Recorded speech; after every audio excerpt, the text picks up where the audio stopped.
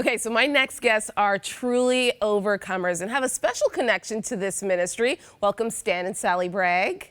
Thank you. Hi, guys. Hi. So, trying to rush through your story, amazing story. So you grew up in non-Christian homes, met each other at a dance. Yeah. Tell us about this. How did you meet?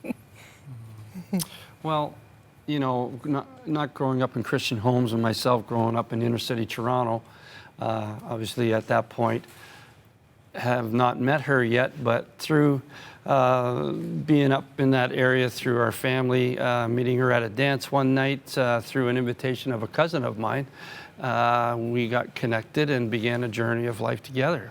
And your life was pretty much, you had a good stable life, but there was a lot of partying going on. But Stan, you met a coworker that introduced you to a man named Jesus. That's right.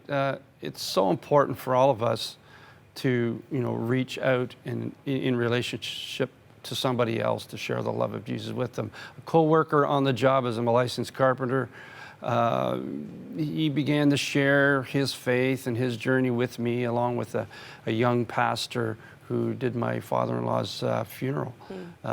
Just really began to pour into me as we need to others. And I saw my need for Christ, and when you live a life in the inner city, that's all you think life is and what you've learned through what you've grown up with.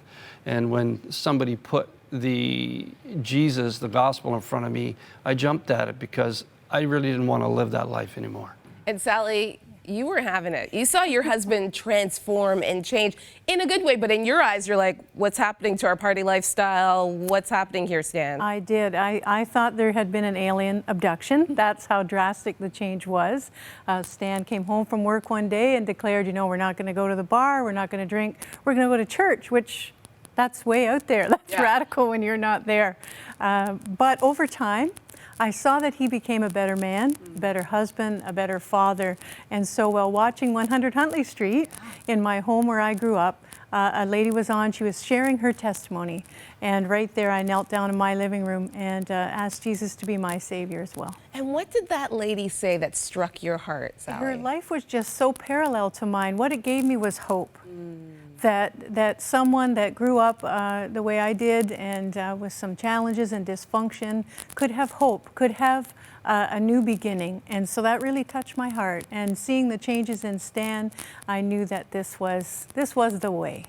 And soon after you two started thinking about the children in your community, the fact that they didn't know Jesus, the fact that they weren't able to go to church, and you started driving around and picking up kids and bringing them to church with you. Mm-hmm. That's right. It started in a local town in Paisley, Ontario. On a Sunday morning, we used a bus. We picked up town kids and brought them to the top of the arena and shared the gospel with them. That's really where it started, an outreach and heart for those kids. God just drew our heart out to the streets where those kids were not coming to our local church. And now 19 years serving on a reserve. Now, Stan, tell us about the work that you're doing there. Well, it's interesting how God works. Through the children's ministry out of Paisley, we were doing that for 6 years, and then I listened to a CD by Brian Dirksen with a Canadian focus, and the name of the song was Pasagway, which means to rise up, for the Native people to rise up in our country. And God broke me, and I didn't know how we were going to connect with a First Nation community that was only 20 minutes from us, but we began to do the same things. God put us in connection with a local pastor on the reserve, and we began knocking on doors and inviting kids out and having a bus to pick these kids up and sharing the love of Jesus. I know that sounds so small, but when you experience it yourself, that the love of Jesus makes a difference in your life and changes you and gives you hope and it sets the whole next generation of your family on a whole different path than what you grew up with. That's amazing. And now, Sally, you're sitting here with your husband.